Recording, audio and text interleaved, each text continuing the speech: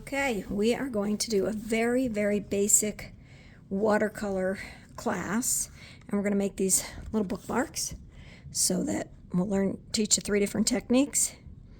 And you can keep the bookmark, or you could do it on a regular piece of paper and not save it. It's just a basic lesson. So these are the materials you need. You need a hot pressed piece of watercolor paper. If all you have is cold press, that's fine. Hot press is a little smoother.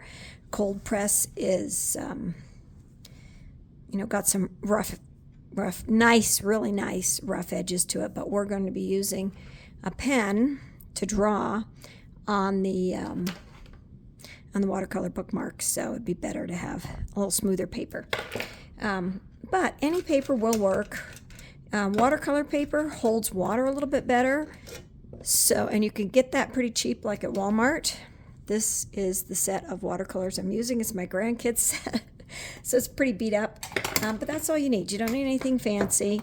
There are other watercolors that you can use. This is a Winsor Newton set I have that I really like. These work great too.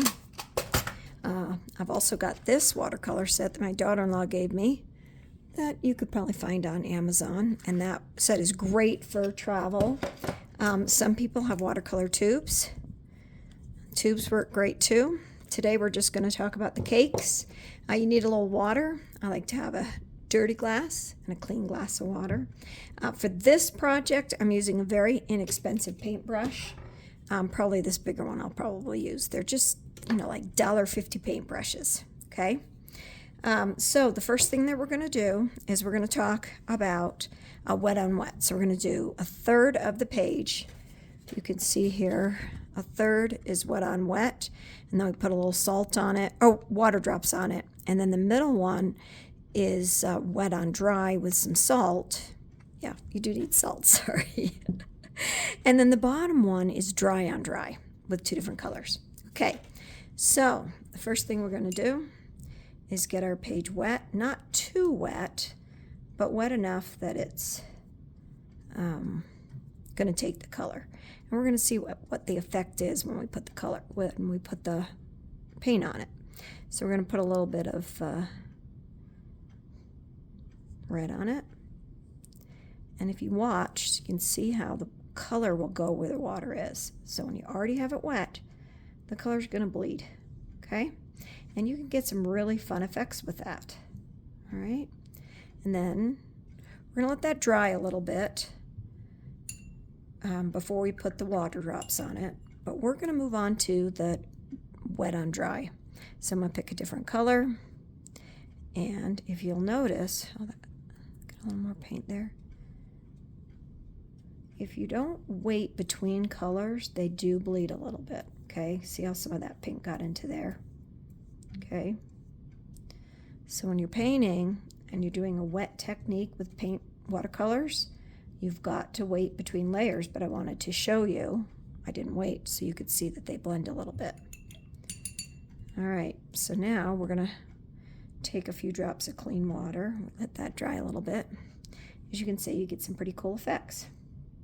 We're also going to put some salt on this one. I might have waited too long. But salt gives you a different effect.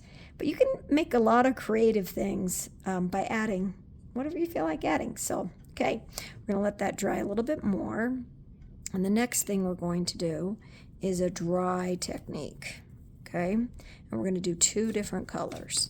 So I think I'll put this kind of a beige down first. Make sure all the salt's gone from there. You're going to leave that salt on there while it dries. So we're just going to do kind of a dry brush. You see how it kind of leaves streaks? Okay. And then we're going to wait for that to dry. And we are going to talk about this tape. You need to tape your paper down because when paper gets wet, it buckles, it bends and wrinkles. So if you tape your watercolor paper down, and you leave that tape there until it dries all the way, when you pull it off, the paper should be fairly flat. If you forget to tape it and you did something you really like, you can try ironing it. I've seen people go to great lengths and iron very carefully, but here's one I ironed and it was fine. Didn't ruin it at all. So don't be afraid to iron your watercolor paper, but I wouldn't have it on high. Have it really low because you don't want to burn your paper, right?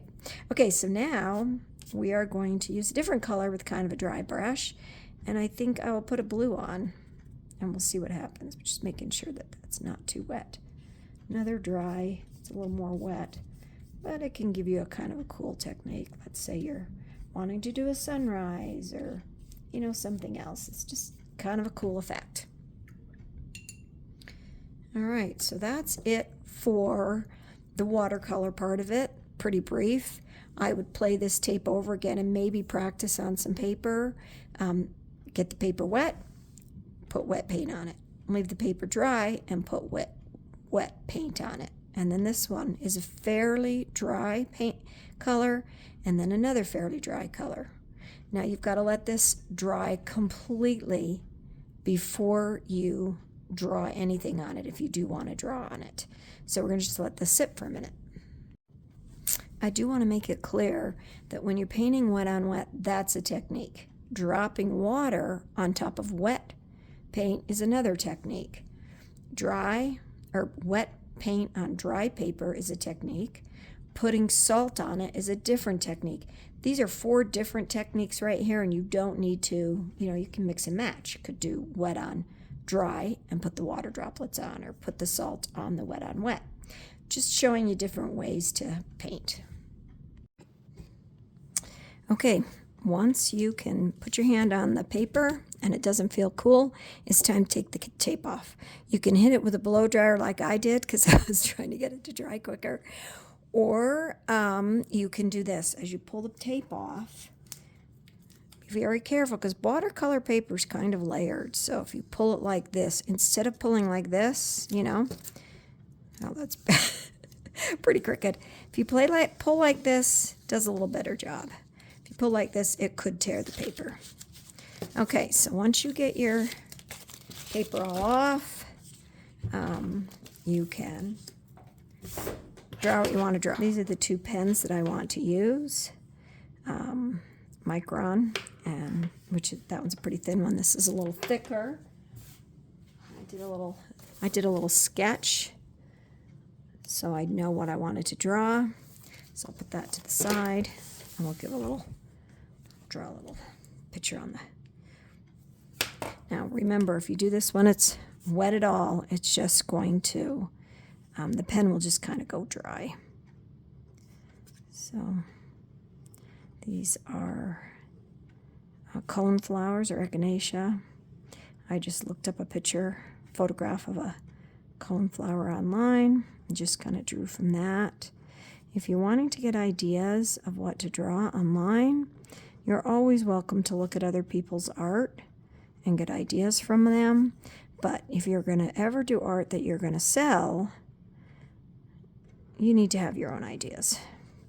You don't want to take other people's ideas, and be careful of taking things from AI because AI has taken it from some other artist.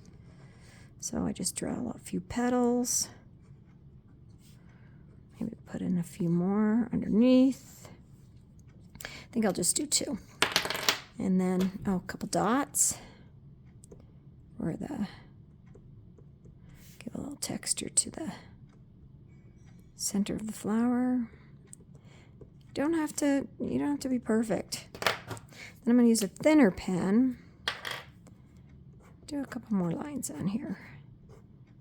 Just give it a little bit of texture, a little bit something extra, and you don't have to do this. Go get another little petal in there. Can go off the page. Stem here and there. Maybe even some petals. Okay, now the next step is to let the pen dry. If you don't let the pen dry, it will streak. So watercolor, pen, all of this can be lessons in patience. Okay, so once you let this dry all the way, You need to cover it with wax, or you could do like a bookmark sleeve, something to cover the watercolor, because the problem with watercolor is it is never completely set, and the color will bleed onto your pages of your book. So I like to use this wax. It's Dorland's Wax Medium, and anything you use that's in a tub like this, you don't want to put your finger in there and get any kind of bacteria or whatever that would cause mold to grow in there. So I use a little spatula, just put it on, and then just spread it around. And you're going to let this sit overnight, 24 hours.